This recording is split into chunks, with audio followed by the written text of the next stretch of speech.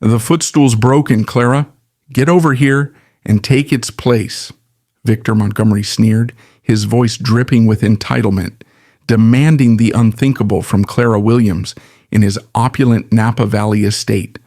Her refusal, swift and unyielding, sparked a fire that shattered his smug control.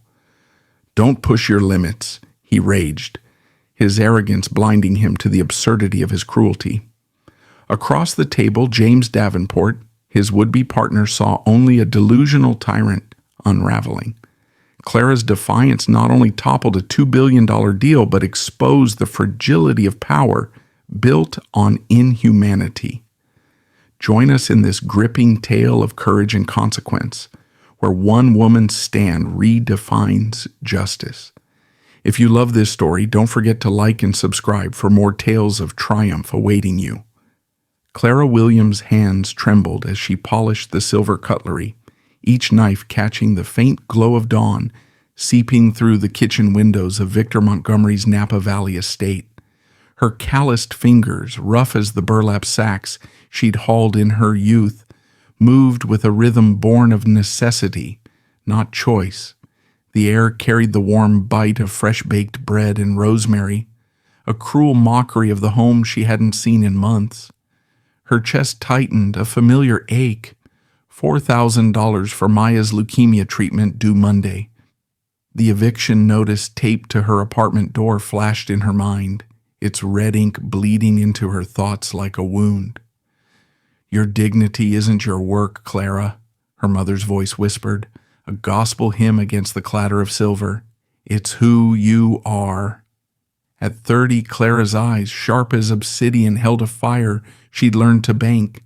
She glanced at the clock, 6:03 a.m. The estate hummed with urgency, servants darting like shadows to prepare for the day's high-stakes dinner. Victor Montgomery's voice sliced through the walls, barking at his assistant, Ellen. "This has to be flawless, Ellen. Davenport's a vulture for principle. One slip and he's gone." Clara's stomach knotted. Montgomery's flawless meant her exhaustion. 20-hour shifts, no mistakes, no mercy. She pressed a fork harder against the cloth, her knuckles whitening, as if the act could scrub away the dread pooling in her gut. "You're too slow, Clara." The head housekeeper, Mrs. Tate, loomed in the doorway, her voice a whip. Clara's shoulders stiffened, but she didn't look up. "Yes, ma'am," she murmured, her tone flat, practiced. Mrs. Tate's heels clicked away, leaving a sting in the air. Clara's breath hitched, her fingers pausing. She saw Maya's face, pale, fragile, her smile a flicker in a hospital bed. "You're my hero, Clara." The memory burned, a coal in her chest. She resumed polishing, faster now, her hands a blur to outrun the fear that she'd fail her sister. The kitchen door swung open and Ellen rushed in, her tablet clutched like a shield. "Clara, the dining room needs to be spotless by 9. Mr. Montgomery's in a mood." Her voice was clipped, but her eyes softened for a moment, a rare crack in her armor. Clara nodded, her throat tight. "Got it." Ellen hesitated, then added, "He's worse today. The merger's got him on edge." Clara's lips pressed thin. Worse meant crueler. She'd seen it before. Montgomery's rage was a blade, and she was often its target.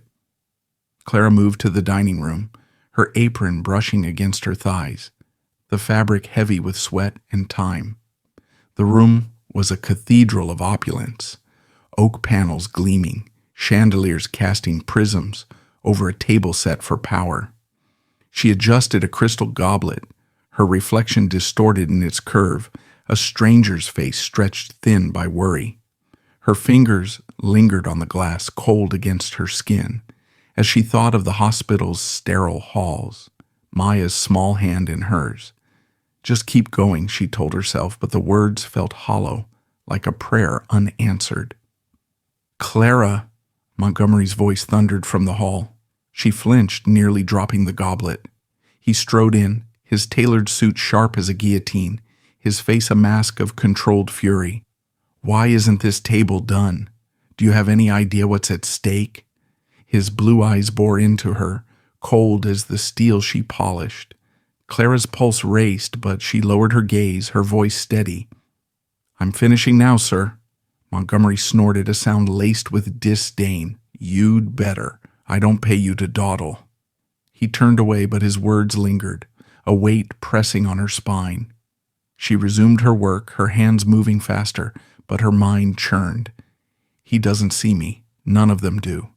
The thought was a splinter, sharp and deep.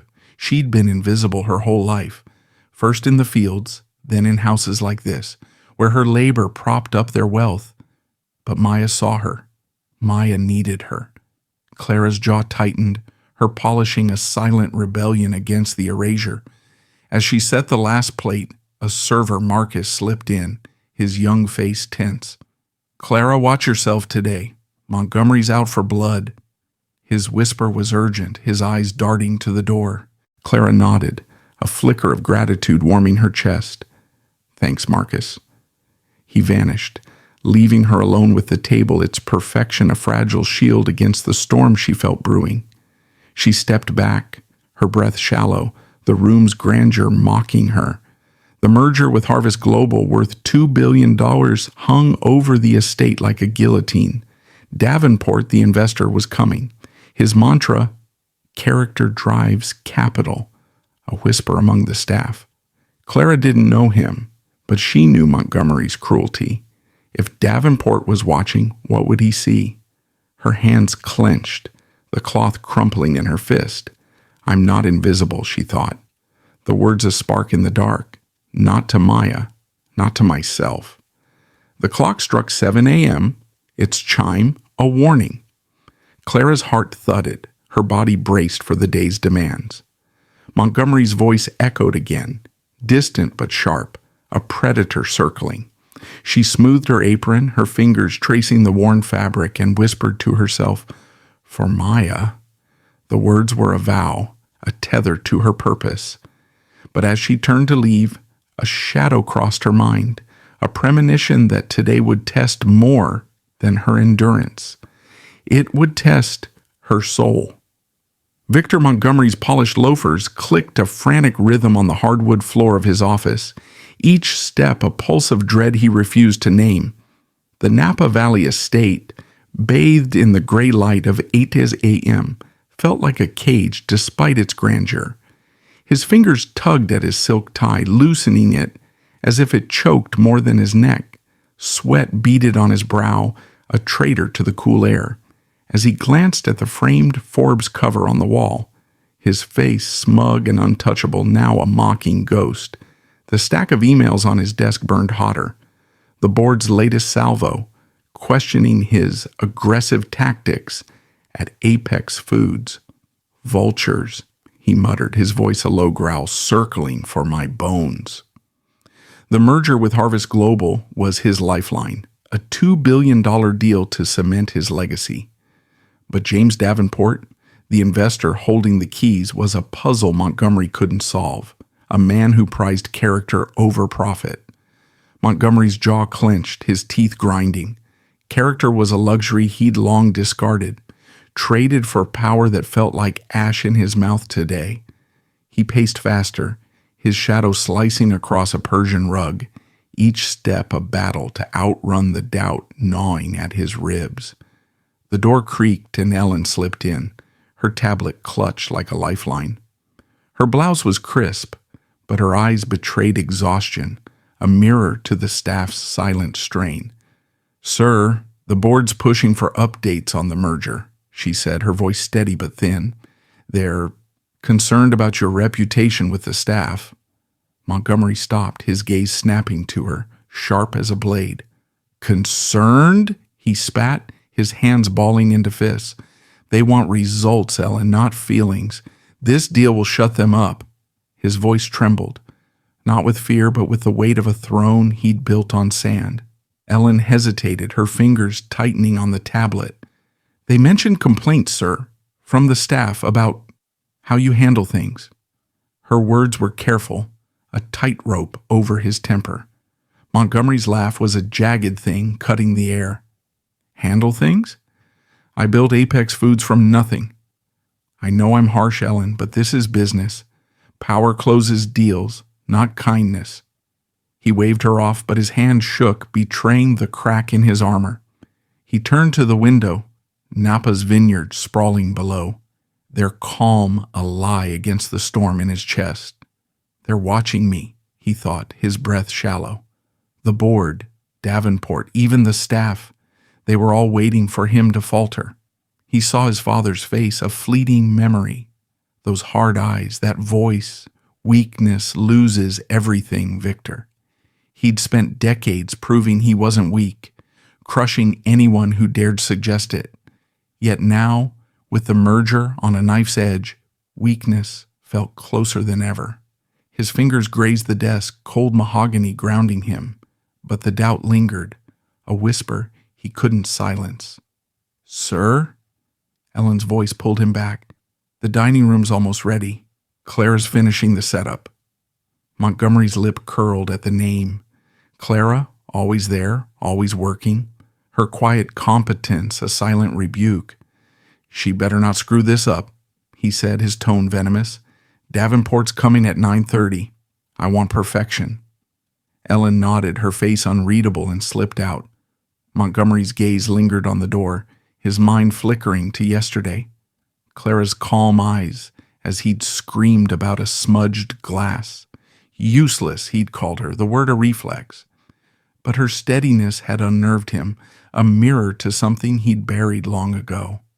He sank into his chair, the leather creaking under his weight. His fingers drummed the desk, a restless tattoo. The merger wasn't just money. It was survival. Apex Foods was bleeding, its margins shrinking under competitors' knives. The board knew it. They'd oust him if this failed. His chest tightened, a vice of fear and pride. He could still hear his father's voice, see the old man sneer. "You'll never be enough." Montgomery's fist slammed the desk, the sound a gunshot in the quiet.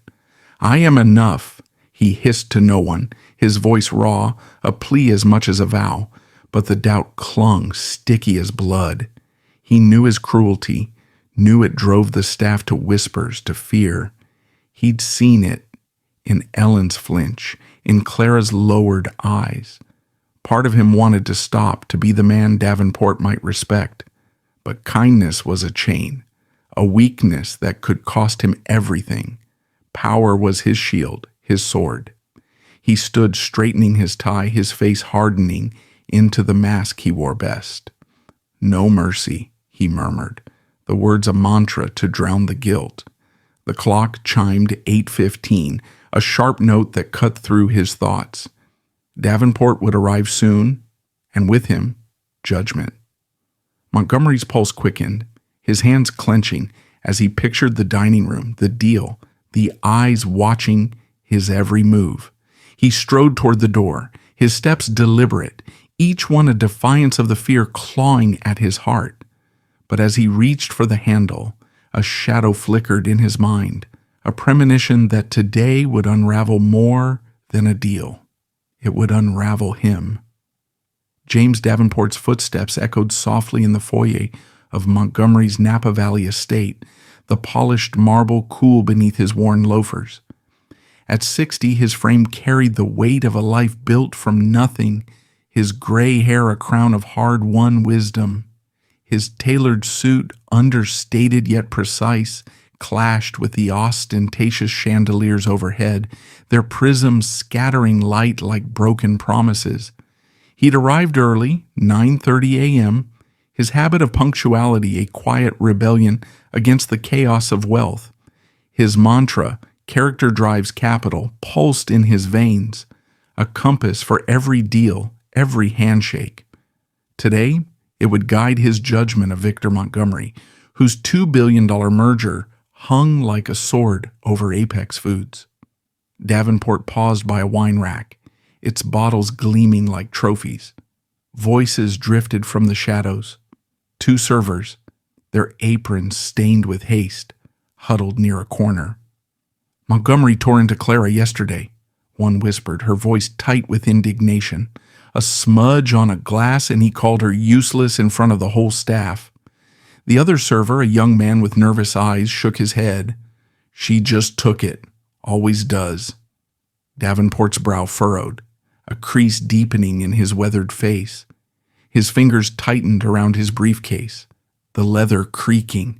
He'd heard whispers about Montgomery's temper, but this was raw, unfiltered, a glimpse into a man who ruled by fear. He stepped forward, his presence silencing the servers. They scattered like startled birds, their whispers lingering in the air. Davenport's chest tightened, not with anger but with a familiar ache, disappointment. He'd built Harvest Global on trust, on people who saw value beyond profit. Montgomery's empire, gleaming as it was, felt hollow, its foundation cracked by cruelty. He adjusted his glasses, his sharp eyes scanning the foyer, searching for truth in its opulence. Ellen appeared, her tablet clutched like a shield, her smile a practiced mask. "Mr. Davenport, welcome. The dining room's this way." Her voice was bright, but her fingers twitched, betraying her nerves. Davenport followed, his gaze steady. "Victor runs a tight ship, doesn't he?" he asked, his tone light but probing, like a surgeon's scalpel. Ellen's smile faltered, her eyes darting to the floor. "He's under pressure, sir. The merger's a big deal." Davenport nodded, his lips a thin line. "Pressure shows a man's character," he said softly, almost to himself. Ellen's silence was answer enough, her unease a shadow trailing them to the dining room. The room was a shrine to excess. Oak panels polished to a mirror sheen, a chandelier casting diamonds of light across a table set for power. Napa's vineyards stretched beyond the windows, their serenity a stark contrast to the tension coiling in Davenport's gut. He took his seat, his briefcase resting beside him like a loyal dog. His fingers grazed its handle, grounding him as he recalled another deal years ago, a partner whose charm hid a ruthless streak. That mistake had cost him millions. He wouldn't repeat it.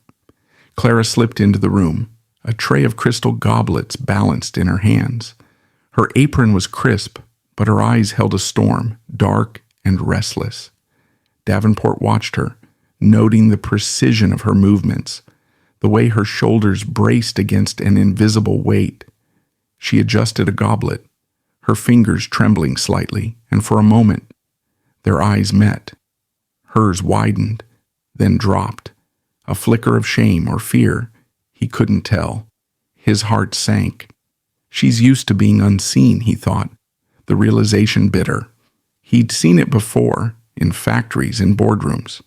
People reduced to tools, their humanity erased. "Everything to your liking, Mr. Davenport?" Ellen asked, her voice a forced chirp. He turned, his gaze piercing. "Tell me, Ellen, is Victor always this intense with his staff?"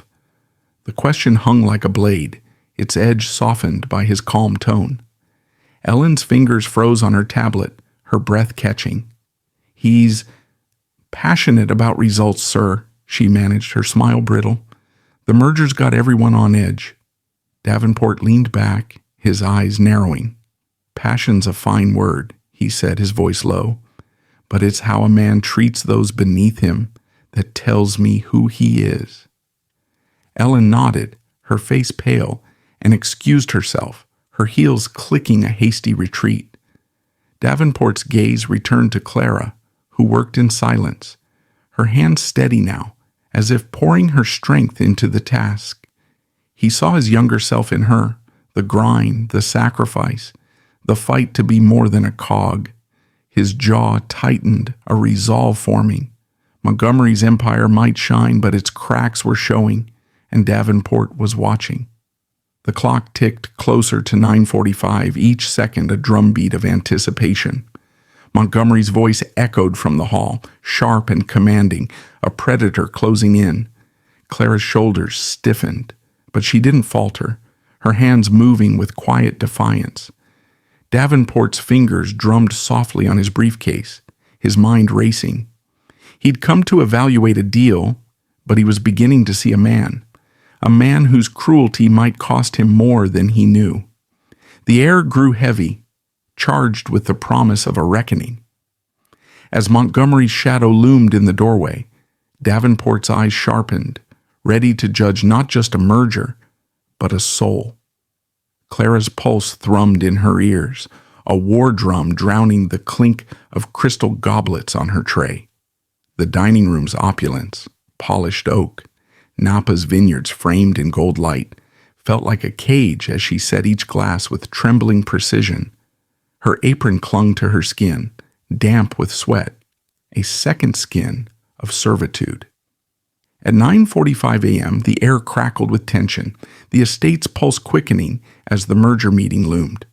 Victor Montgomery's voice had quieted, but its echo lingered, a blade poised above her neck. She adjusted a goblet, her fingers brushing its cold rim, and stole a glance at James Davenport, seated at the table. His eyes, sharp as flint, watched her, not with judgment, but something softer, something that made her chest ache with a hope she couldn't name. The door swung open, and Montgomery stormed in, his tailored suit a stark contrast to the fury twisting his face.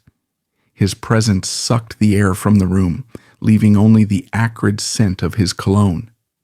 Clara's shoulders stiffened, her breath shallow, as his gaze swept the table, searching for flaws. Then a sharp crack shattered the silence. His $5,000 leather footstool, the centerpiece of his dining aesthetic, collapsed beneath him, one leg splintering like dry bone. His face flushed crimson, veins pulsing at his temples. "Who let this happen?" he roared, his voice a thunderclap that made Ellen, hovering by the door, flinch. Clara froze, her tray heavy in her hands. Montgomery's eyes locked on her, predatory, pinning her like a moth to a board. Ellen's voice wavered, barely audible. It might have shifted during cleaning, sir." Montgomery's lip curled, a snarl masquerading as a smile. "Shifted?" he spat, rising from the wreckage of the footstool. "This is incompetence." His gaze burned into Clara, and she felt it, his need to crush, to dominate, to erase her. Davenport sat silent, his fingers still on his briefcase, his face unreadable but his eyes flicking between them, a storm brewing beneath his calm. Montgomery stepped closer, his polished shoes clicking like a countdown. Clara," he said, his voice low, venomous, "the footstool's ruined. Useless." The word stung, a whip across her skin, echoing yesterday's insult. Her throat tightened, her fingers gripping the tray until her knuckles ached. She wanted to shrink, to vanish, but Maya's face flashed in her mind, pale, pleading, "You're my hero." She held her ground, her eyes fixed on the table, refusing to meet his. Then his voice shifted, a cruel amusement lacing it. "Come here," he said, pointing to the floor beside his chair. "Kneel. I need a place to rest my feet." The words landed like a blow, each syllable a calculated theft of her humanity. The room stilled, the air thick with shock. Ellen's gasp was a whisper, her tablets slipping in her hands. Clara's heart lurched, her breath catching as if the floor had dropped beneath her. Davenport's gaze snapped to Montgomery, his eyes narrowing, a flicker of disgust breaking his stoic mask. Clara's tray trembled, goblets clinking softly. Her mind raced, a whirlwind of fear and fury. "He wants me to break." The thought was a spark, igniting the coal of defiance in her chest. She saw her mother's hands, worn from years of scrubbing floors, her voice singing hymns of resilience. She saw Maya's hospital bed, the IV drip a lifeline she couldn't lose. The $4,000 bill loomed, a guillotine. But Montgomery's demand was worse, a theft of her soul. Her fingers tightened, the tray her anchor as she fought the urge to run, to beg, to crumble. "Clara," Montgomery repeated, his voice ablaze now, sharp with impatience. "Don't make me ask again." His smirk was a challenge, daring her to defy him before his guest. Clara's pulse pounded, her vision narrowing to his face, Those cold blue eyes, that smug certainty of power. She wanted to scream, to hurl the tray at him, but her body betrayed her, rooted by years of swallowing insults. For Maya, she thought, the words were a lifeline, but they warred with another voice, her own. I'm more than this. Davenport shifted in his seat, the faintest creak of leather breaking the silence. His gaze locked on Clara, not Montgomery, and she felt it, a weight, not of judgment, but of witness. Someone saw her, truly saw her, and it burned. Ellen stood frozen, her eyes wide with dread, her silence a betrayal. The clock ticked, each second a hammer on Clara's resolve. She set the tray down, the clink of crystal deafening in the quiet, her hands shaking but deliberate, her lips parted, a breath escaping as she prepared to speak, to choose. The room held its breath, the moment on a precipice. Whatever she said next would shatter the fragile balance, and she knew it in her bones, in the fire rising within her, ready to burn. Clara's breath caught, a jagged hitch in her throat, as the dining room silence pressed against her like a vice. The crystal goblets on her tray glinted, mocking her trembling hands, each clink a heartbeat in the frozen moment. Victor Montgomery's command, "Kneel, be my footstool," hung in the air, a poison seeping into her bones. His smirk, sharp as a blade, dared her to crumble before his guest, James Davenport, whose gaze burned into her, not with pity, but with a quiet intensity that made her skin prickle. Ellen stood petrified by the door, her tablet a useless shield, her eyes wide with a fear that mirrored Clara's own. But Clara's fear wasn't for Montgomery's wrath. It was for Maya, her sister's frail body tethered to a hospital bed, her whispered, "You're my hero," a chain around Clara's heart. Her mind spun, a storm of memory and dread. She saw Maya's face pale as moonlight, her smile fragile against the sterile white of the hospital room. Last week, Clara had held her hand, the IV tube cold against her fingers, and promised, "I'll keep you safe." The $4,000 bill loomed, a guillotine poised to sever that vow, its red ink as vivid as the eviction notice on her door. Montgomery's demand wasn't just cruel, it was a theft, a bid to strip her to nothing but labor, a tool for his ego. Her mother's voice rose through the chaos, a hymn against the din. "Don't let them take your soul, Clara." Her hands tightened on the tray, knuckles whitening, as if clutching it could anchor her against the tide of humiliation. The room waited, its opulence, oak panels, Napa's vineyards beyond the glass, a cruel backdrop to her struggle. Clara's pulse thundered, her vision narrowing to Montgomery's cold blue eyes, his smirk a taunt that clawed at her resolve. She wanted to run, to hide, to beg for the job she couldn't lose, but her body refused, rooted by a fire she hadn't known she carried. "I'm not his thing," she thought, the words a spark igniting her spine. She saw her mother's hands, worn from scrubbing floors, lifting her chin with a strength that defied poverty. She saw herself, 30 years bending but never breaking, and the fire grew, ablaze against the fear. Slowly, deliberately, Clara set the tray on the table, the clink of crystal a gunshot in the silence.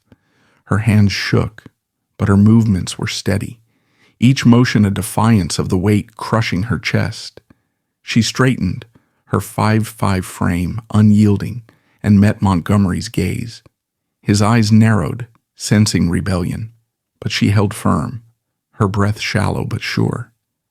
"I'm sorry about the footstool, Mr. Montgomery," she said, her voice soft, almost a whisper, yet it cut through the room like a blade. "I can fetch another chair or call maintenance, but I can't do that." The words hung, raw and unyielding, a line drawn in the sand. Montgomery's face twitched, a flicker of shock giving way to fury. His hands clenched, veins pulsing like rivers of rage. "You're refusing me?" he hissed, his voice low, dangerous, a predator cornered by prey that dared to bite.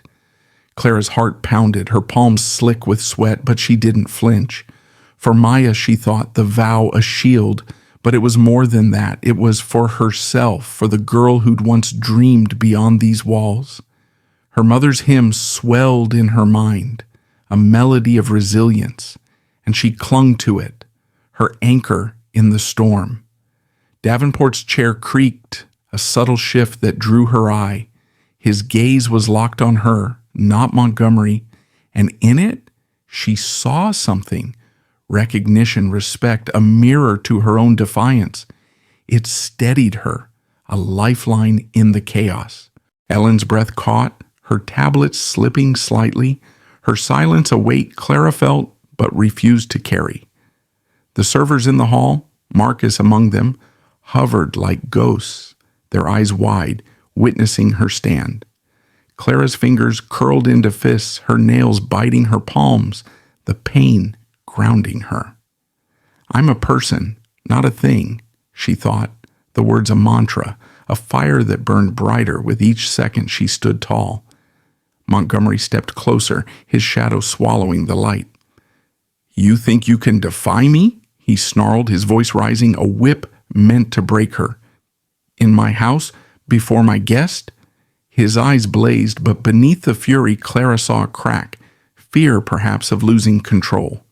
Her chest ached, her lungs tight, but she held his gaze, her voice steadying. I'm not your property, she said louder now, each word a stone hurled at his throne. The room seemed to shrink, the air electric, as if the world hinged on this moment.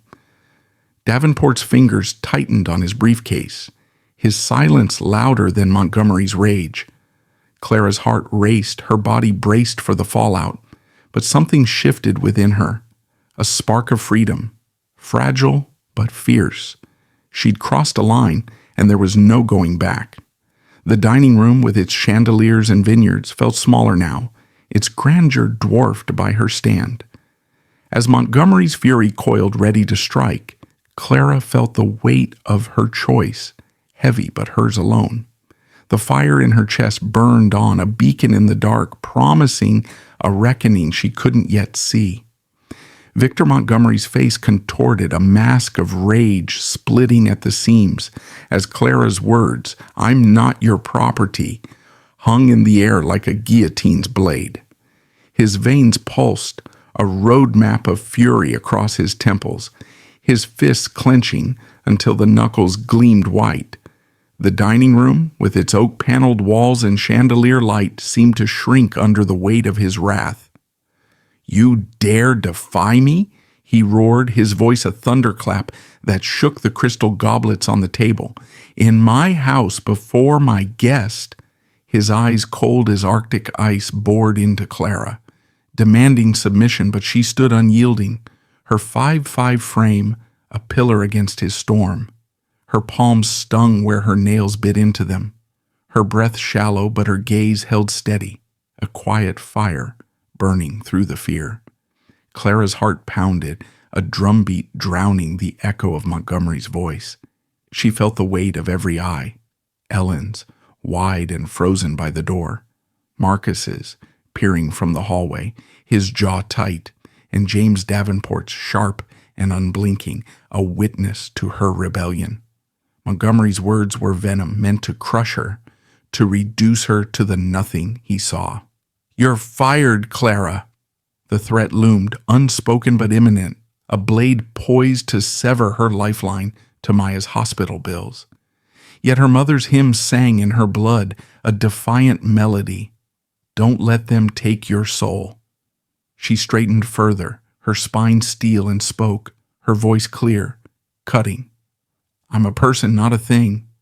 Montgomery's laugh was a jagged shard, slicing the silence. A person? He sneered, stepping closer, his shadow swallowing her. You're nothing without this job, nothing. His breath was hot, his cologne a sickly cloud, but Clara didn't flinch. Her chest ached, her lungs tight with the cost of her stand, $4,000, Maya's frail smile, the eviction notice's red ink.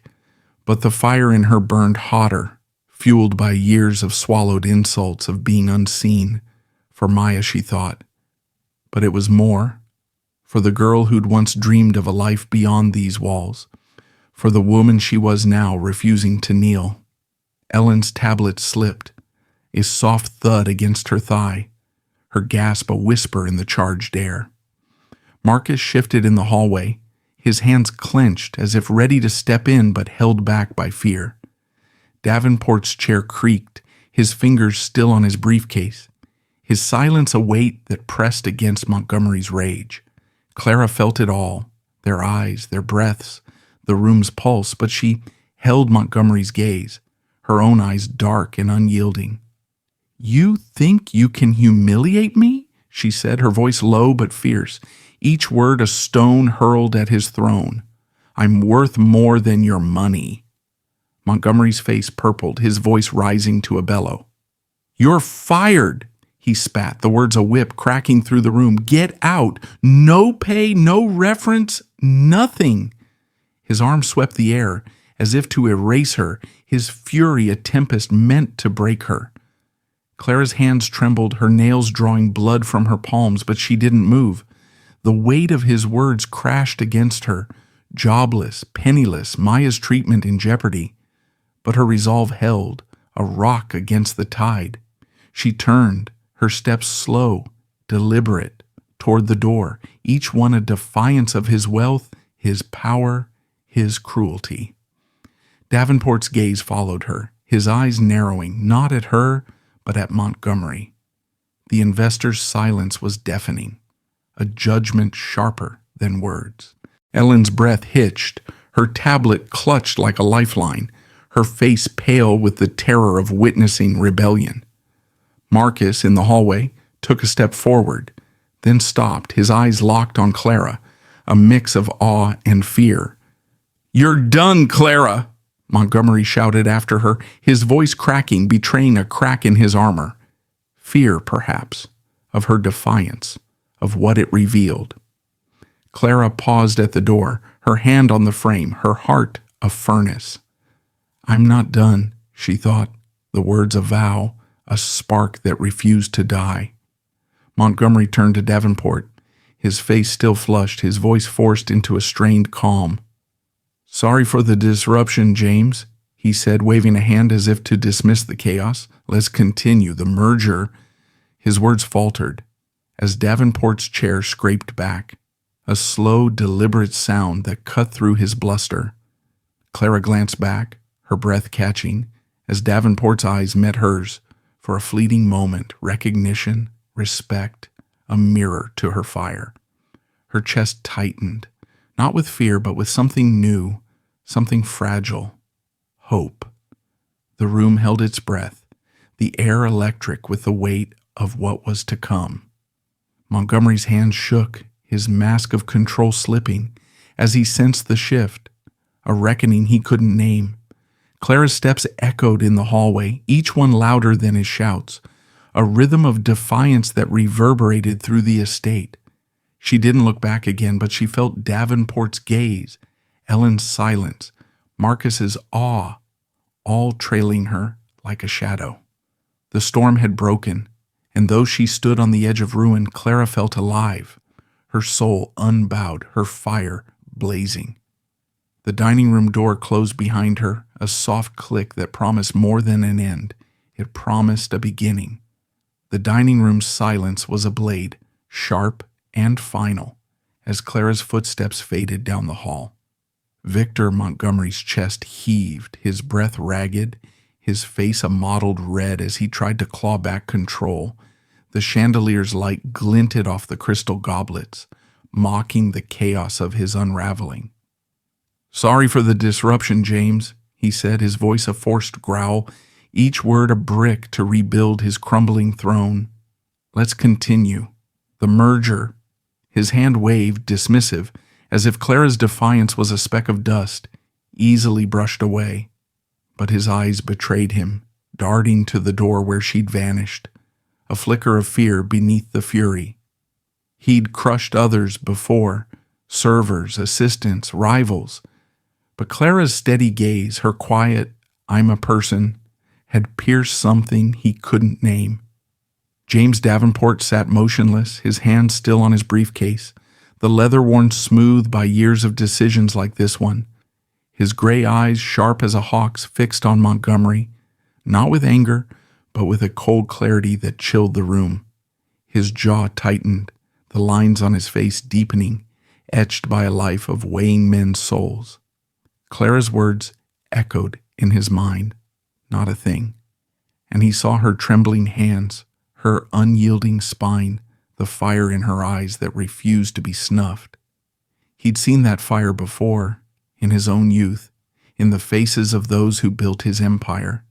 It was worth more than Montgomery's billions. Ellen stood by the door, her tablet clutched to her chest, her breath shallow, as if afraid to disturb the air. Her eyes flicked between the men, wide with dread, her silence a cage she couldn't escape. In the hallway, Marcus lingered, his shadow barely visible, his hands clenched, a silent witness to the storm. Davenport's chair creaked as he leaned forward, the sound a gunshot in the quiet. "No, Victor," he said, his voice low, icy, each word a hammer. "We're done." He snapped his briefcase shut, the click a guillotine's fall, final and unyielding. Montgomery's mouth opened, then closed, his face paling as if the blood had drained from it. "You came to assess a leader?" Davenport continued, his eyes never leaving Montgomery's. "But I see a bully, a man who'd degrade a worker over a broken chair, who thinks power is a license to erase someone's humanity." His voice was steady, but beneath it burned a controlled fury, a judgment forged in decades of watching men like Montgomery rise and fall. "I don't trust $2 billion with a man who lacks basic decency." He stood, his frame towering not in height but in presence, his briefcase a gavel in his hand. Montgomery's hands shook, his lips parting, but no words came, only a choked sound, like a man drowning in his own pride. Clara reached the kitchen, her steps slowing, her heart a wild drum in her chest. The room was a blur, stainless steel counters, the faint smell of rosemary, the hum of a distant oven. But it felt like a sanctuary, a reprieve from the storm she'd left behind. Her hands trembled, her palms stinging where her nails had drawn blood, but her spine remained straight, her breath steadying. "I did it," she thought, the words a flicker of light in the dark, "for Maya, for me." But the cost loomed, jobless, penniless, the hospital bills a mountain she couldn't climb. Her fingers brushed her apron, its worn fabric a tether to her reality, and she sank against the counter, her eyes burning with unshed tears. Marcus slipped in, his young face taut with awe and fear. "You stood tall, Miss Clara," he whispered, his voice barely audible over the kitchen's hum. "We saw it, all of us." His eyes shone, a mix of pride and worry, and Clara's throat tightened. "Thank you," she murmured, her voice cracking, the weight of his words a balm to her raw nerves. She saw the others, servers, cooks, watching from the edges, their nods silent but heavy, a community forged in shared struggle. Her chest ached, not with loss, but with something new, a fragile strength born of being seen. Back in the dining room, Montgomery's voice broke, a desperate edge cutting through. "James, you can't walk away. This deal—" Davenport cut him off, his hand raised, a quiet command. "You showed me who you are, Victor. That's enough." He turned, his footsteps deliberate, each one a nail in Montgomery's coffin as he walked out, leaving the tycoon alone with his shattered empire. Montgomery sank into his chair, the broken footstool at his feet a cruel mirror of his fall. His hands covered his face, a low groan escaping, the sound of a man who'd bet everything on power and lost. Clara straightened, wiping her eyes with the back of her hand. The kitchen's warmth enveloped her, a contrast to the cold she'd faced. What now, she thought, the question a stone in her gut. But as Marcus's words echoed, we saw it. She felt a spark, a defiance that refused to die. The estate's walls seemed to pulse, the air charged with the aftermath of her stand. Outside, Napa's vineyard stretched serenely, oblivious to the chaos within. Clara's breath steadied, her resolve hardening. She'd lost everything, yet gained something, a truth Montgomery couldn't touch. As the clock ticked toward noon, the world beyond the kitchen waited, ready to judge, to shift, to burn. Clara's boots scuffed the worn linoleum of her apartment floor, the Napa Valley night pressing against the window like a held breath. Her hand, still raw from clenching, clutched a chipped mug, the tea inside long gone cold. The eviction notice lay crumpled on the counter, its red ink a silent scream beside the hospital bill, $4,000, due in days. Her heart thudded, a heavy rhythm against the quiet, as Maya's face haunted her, pale, smiling. "You're my hero." The words were a lifeline, but they burned, a reminder of the job she'd lost, the defiance that had cost her everything. Yet her chest felt lighter, as if shedding Montgomery's cruelty had unhooked a weight from her ribs. "I'm a person," she'd said, and the truth of it lingered, a spark in the dark. Her phone buzzed, shattering the silence. The screen glowed with notifications, a cascade of messages that made her breath catch. A server from the estate, Marcus, his name a flicker of warmth, had posted on social media. Montgomery told his maid to be a human footstool. She refused. Davenport killed a two-BLI deal. The post had exploded 12,000 shares by evening, each one a ripple spreading beyond the estate's walls. Comments flooded in, strangers' voices praising her courage, cursing Montgomery's cruelty. Clara's throat tightened, her fingers trembling as she scrolled, the words blurring through unshed tears. "They see me," she thought, the realization a jolt like touching a live wire. In the dining room hours earlier, Victor Montgomery had collapsed into his chair, the broken footstool a jagged monument at his feet. His hands shook, covering his face as Davenport's words, "I don't trust a man who lacks decency," echoed like a death knell. The chandelier's light cast harsh shadows, turning his tailored suit into a shroud. His empire, Apex Foods, was crumbling. The board's emails, once a nuisance, now loomed as a guillotine. By nightfall, the news broke. Stock plummeting 18%. Investors fleeing. The board's vote, swift and brutal. "You're out, Victor," the chairman's email read, cold as the marble floors he'd once ruled. Montgomery's groan was a broken thing, his fingers clawing at the table as if he could hold his world together by force. Clara's phone buzzed again, a new message. GoFundMe for Clara Williams. Her coworkers had started it, the fund already at $12,000 for Maya's treatment. Her breath hitched, a sob breaking free, not from grief, but from a gratitude that felt like sunlight after years of shadow. "They saw me," she thought again, her fingers tracing the screen, each donation a hand reaching out. Another message appeared, this one from an unknown number. "Ms. Williams, your courage exposed the truth. I'd like to cover your sister's care and offer you a role at Harvest Global. We need your strength. James Davenport." Clara's heart stuttered, her mug slipping to the counter with a soft clink. She pressed a hand to her mouth, tears spilling now, hot and silent. Montgomery stood alone in his office, the Forbes cover staring down, its smug face a stranger. His phone vibrated, ignored as news alerts piled up. Apex Foods, CEO ousted after scandal. His chest caved, a hollow ache where power once lived. He saw Clara's eyes unyielding, her voice, "I'm not your property."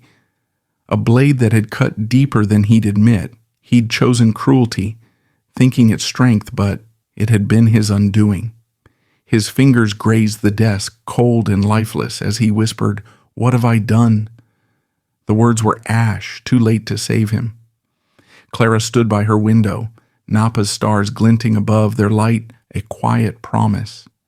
Her mother's voice sang in her mind, a hymn of resilience. Your dignity is who you are. She'd lost her job, her security, but gained something fiercer, a truth no one could take. The social media storm raged on, voices amplifying her stand, tearing down Montgomery's empire. She saw Marcus's face, his whispered awe, Ellen's silence, heavy with guilt, Davenport's gaze a mirror to her fire. Her defiance, small but unyielding, had sparked a reckoning, toppling a titan. Her fingers curled around the mug, its cold ceramic grounding her. For Maya, she thought, but it was more. For the girl who'd scrubbed floors beside her mother. For the woman who'd stood tall today. The hospital bill, the eviction notice, they loomed, but they no longer defined her. Davenport's offer was a door, not a chain, a chance to build, not just survive. She stepped back, her breath steadying, the stars brighter now. The world had shifted, its axis realigned by her refusal to kneel. Clara's lips curved, a faint smile as she whispered, I'm enough. The words were a vow, a fire that would carry her forward into a dawn she could finally claim. Clara's defiant stand against Victor Montgomery's cruelty shatters a $2 billion deal, toppling his empire and igniting a firestorm of change. Her courage, born of love for her sister and unyielding dignity, proves that one voice can reshape the world. Thank you for joining this journey of resilience and redemption. Please subscribe to our channel for more stories that stir the soul, and stay tuned for the next tale of triumph over tyranny. Your support keeps these stories alive.